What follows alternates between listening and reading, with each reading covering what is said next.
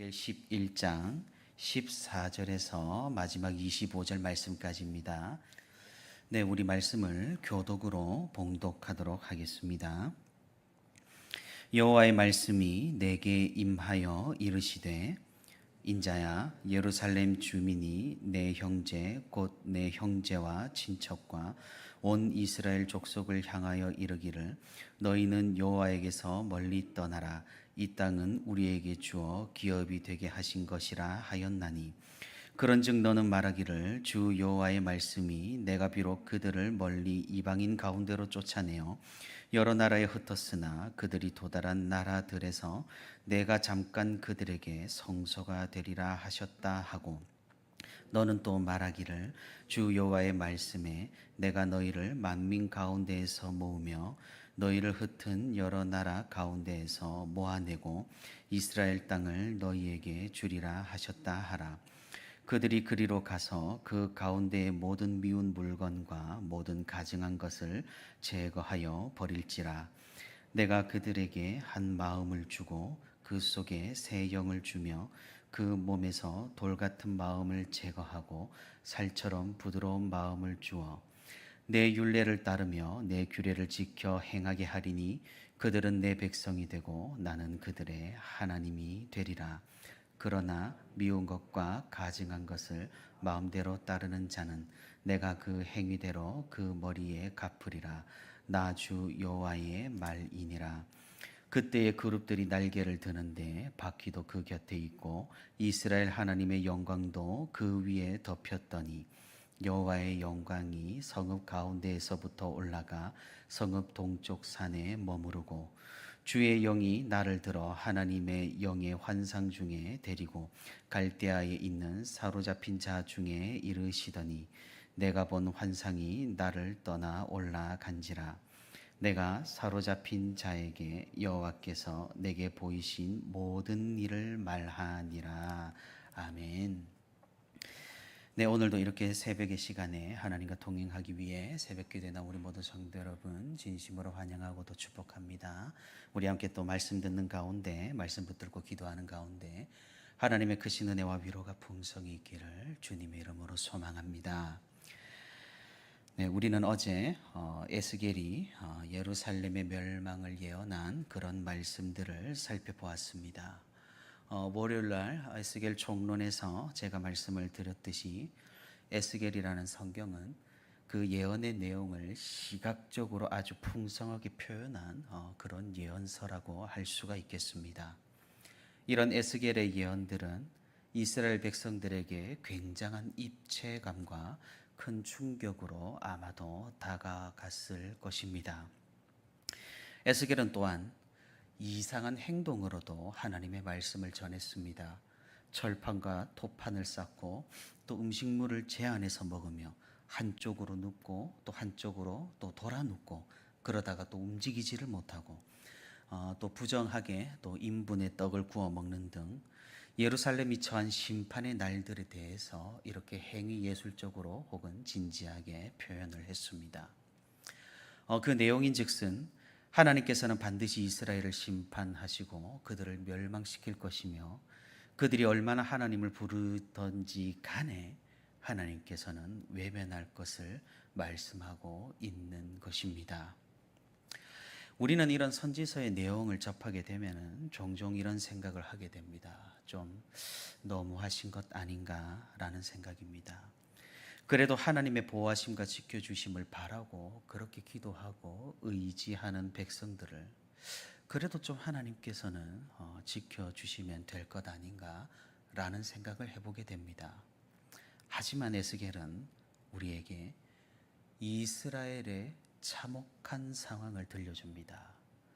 하나님께서는 이스라엘 백성들을 표현하실 때 이렇게 표현하셨죠. 강팍한 백성들, 패역한 백성들, 가증한 백성들이라고 말씀하셨습니다.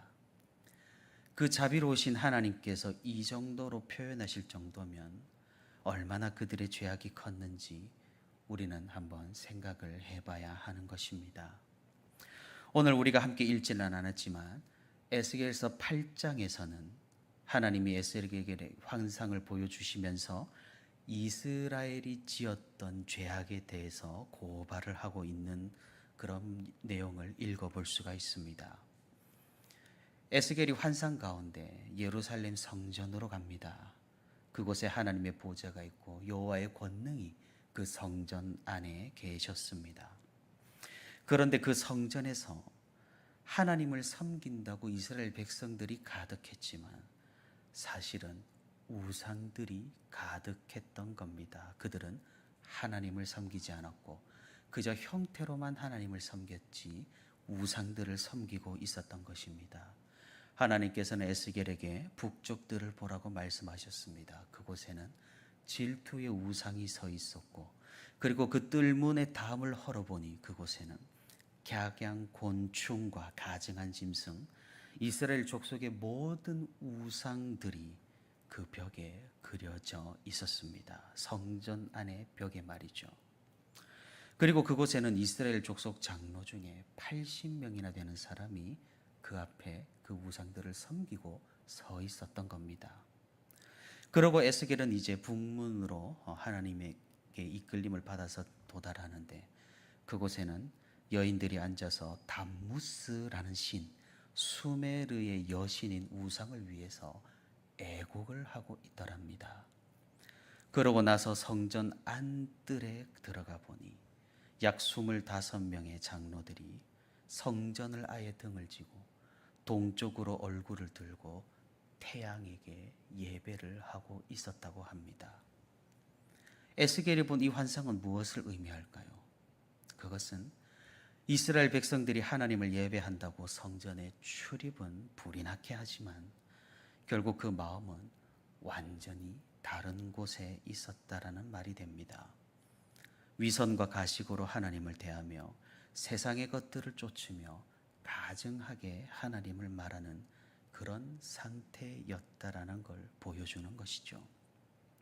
이런 참상을 보여주시며 성전의 참상을 보여주시며 하나님께서는 마지막으로 8장 마지막에 이런 말씀을 하십니다. 18절입니다. 그러므로 나도 분노로 갚아 불쌍히 여기지 아니하며 긍휼도 베풀지도 아니하리니 그들이 큰 소리로 내 귀에 부르짖을지라도 내가 듣지 아니하리라. 무슨 말씀입니까? 결국 하나님께서는 이스라엘을 반드시 심판하신다는 것과 그 심판의 정당성을 이야기하신 것입니다. 이런 하나님의 말씀은 우리를 섬뜩하게 만듭니다. 왜 그렇습니까? 우리라고 이들과 그리 다르지 않기 때문입니다. 우리의 예배라고 이들과 그리 달라 보이지 않기 때문입니다. 우리에게는 눈에 보이는 우상이 없으니 괜찮다고 생각을 할 수가 있을까요? 그래도 우리는 담무스를 위해 애곡하지도 않고 각종 곤충이나 태양을 그런 자연들을 숭배하지도 않으니 괜찮다고 여길 수 있겠느냐 이 말입니다. 우리의 우상은 정신적인 것과 보이지 않는 그 마음에까지 확장됩니다. 탐욕과 쾌락, 하나님이 아닌 다른 모든 것을 추구하며 따르는 행위는 저 태양을 숭배하는 것과 피차일반 다르지 않다라는 사실입니다. 사실 정말 안타까운 것은 하나님의 관점으로 우리가 얼마나 가증하게 보이겠느냐 이 말입니다. 그럼에도 우리는 도저히 극복할 수가 없습니다. 그래서 우리에게는 그리스도가 필요합니다. 단순히 필요한 것이 아닙니다. 필수적이고 절대적이고 아주 간절하게 필요합니다. 그리스도로 말미암아 우리의 이런 가증스러움과 부족함과 연약함과 패역함이 하나님께 그래도 의로움으로 보여질 수 있기 때문입니다. 에스겔서 10장으로 넘어가서는 이제 그 하나님의 영광이 그 패역한 성전에서 떠나는 환상을 보여주십니다. 예루살렘 성전이 어떤 곳입니까? 하나님의 영광이 가득한 곳입니다. 모세의 성막에 이어서 솔로몬의 성전에서도 그 봉헌식을 할 때 여호와의 영광이 구름과 같이 가득하여 안개같이 가득하여 제사장들이 능히 섬길 수 없을 정도로 하나님의 영광이 임재한 장소가 바로 성전이었습니다. 사실 하나님께서 어느 특정한 장소에 거하신다라는 것은 말이 되지를 않습니다. 왜냐하면 하나님이라는 존재는 시공간을 초월하기 때문에 이 지상의 어느 한 곳에만 계신다라는 것은 어불성설입니다. 하지만 하나님께서는 그럼에도 불구하고 이스라엘 백성들에게 내가 이 성전에 있겠다라고 말씀을 하셨습니다. 그리고 이 성전에서 내가 너희 백성들의 기도를 듣겠다라고 말씀을 하셨습니다. 왜 그러셨을까요? 절대적으로 우리를 위함이었습니다. 우리를 향한 하나님의 그 사랑과 자비를 보여주셨던 것입니다. 하지만 그 성전이 완전히 패역했고 가증하였고 백성들은 하나님의 말씀을 듣지 않고 강팍했습니다. 그래서 하나님께서는 이 성전을 떠나시는 것입니다. 하나님께서 성전을 떠나시는 이 환상은 아주 중요한 의미를 가지고 있습니다. 그것은 하나님께서 백성들의 죄악으로 인해 떠나신다는 그런 단순한 의미에서 더 나아가 예루살렘이라는 장소에 종교적, 역사적 의미가 옅어진다라는 그런 의미입니다. 예루살렘이 왜 이스라엘에게 그렇게 중요하고 포로로 잡혀온 사람들이 왜 예루살렘을 향해서 기도를 했겠습니까? 그곳에 바로 자신들의 유산이 있기 때문입니다. 그 유산은 바로 여호와 하나님이었습니다. 그런데 하나님께서 이 자리를 비우신다라는 사실은 이제 예루살렘이 가진 중요한 의미가 사라지고 퇴색된다는 뜻입니다. 우리는 공간의 제약을 받는 그런 피조물인 존재이기 때문에 땅이라는 개념을 굉장히 중요하게 여깁니다. 사람들이 부동산에 집착하는 이유가 멀리 있지 않다라는 말입니다. 또 최근에는 맨발 걷기가 유행이죠. 또 얼마 전까지는 아파트 5층 아래로 살아야 땅의 힘을 받는다라는 그런 말도 있었습니다. 물론 모두 과학적인 근거는 없지만 인류의 문화가 그렇다라는 겁니다. 그러니 당연히 이스라엘 백성들도 그들의 땅인 예루살렘을 가장 중요한 장소로 여겼다라는 말입니다. 그런데 이제 하나님께서는 그곳에 계시지 않는다라고 하니 이스라엘의 근원이 사라지는 것이 되어버린다라는 말입니다. 이스라엘 백성들의 죄악이 얼마나 심각한지를 하나님께서는 이렇게 드러내고 계신다라는 사실입니다. 그리고 하나님께서는 떠나시는 분명한 이유가 있다는 사실을 또한 보여주십니다. 이스라엘이 단순히 그냥 미워서 그 죄악의 치를 떨며 그냥 떠나버리고 나가버리시겠다라는 것이 아니라는 겁니다. 하나님께서는 정말로 그럼에도 이스라엘 백성들과 함께 하시기 위해 예루살렘을 떠나신다라는 사실입니다. 성전을 떠난 하나님의 영광이 어디에 머물게 됩니까? 오늘 본문 16절입니다. 제가 다시 읽어보겠습니다. 그런즉 너는 말하기를 주 여호와의 말씀에 내가 비록 그들을 멀리 이방인 가운데로 쫓아내어 여러 나라에 흩었으나 그들이 도달한 나라들에서 내가 잠깐 그들에게 성소가 되리라 하셨다 하고, 그리고 계속해서 23절과 24절입니다. 여호와의 영광이 성읍 가운데에서부터 올라가 성읍 동쪽 산에 머무르고 주의 영이 나를 들어 하나님의 영의 환상 중에 데리고 갈대아에 있는 사로잡힌 자 중에 이르시더니, 하나님은 이제 어디에 계시나요? 동쪽 땅으로 포로되어 잡혀간 백성들에게 임하십니다. 예루살렘이 함락당했다라는 사실은 이스라엘 백성들에게는 완전한 멸망을 의미했습니다. 지금이나 그 시대나 거주할 땅이라는 존재는 그 사람의 거의 모든 것이기 때문입니다. 그런 예루살렘이 완전히 사라진다라는 사실은 이제 하나님이 우리를 버리셨다라는 뜻이 되어버리니까 말입니다. 그러니 포로로 끌려간 이스라엘 백성들은 그 절망 가운데서 낙관을 하지만 이스라엘이 멸망당했다라는 소식을 들은 이후에는 절망 가운데서 하나님이 우리를 버리셨다라고 생각하는 가운데서 살아갈 수밖에 없었다라는 것이죠. 그런 백성들에게 하나님께서는 환상을 보여주시는 것이죠. 예루살렘이 함락되는 것은 비록 나의 심판이지만 그렇다고 나는 너희를 영원히 버린 것이 아니다. 너희의 죄악에도 불구하고 그럼에도 나는 너희와 함께 할 것이라는 하나님의 구원과 은혜의 외침인 것입니다. 하나님께서는 그래서 무엇을 약속하십니까? 오늘 본문 19절과 20절입니다. 내가 그들에게 한 마음을 주고 그 속에 새 영을 주며 그 몸에서 돌 같은 마음을 제거하고 살처럼 부드러운 마음을 주어 내 율례를 따르며 내 규례를 지켜 행하게 하리니 그들은 내 백성이 되고 나는 그들의 하나님이 되리라. 하나님께서는 새로운 언약, 새로운 회복을 약속하십니다.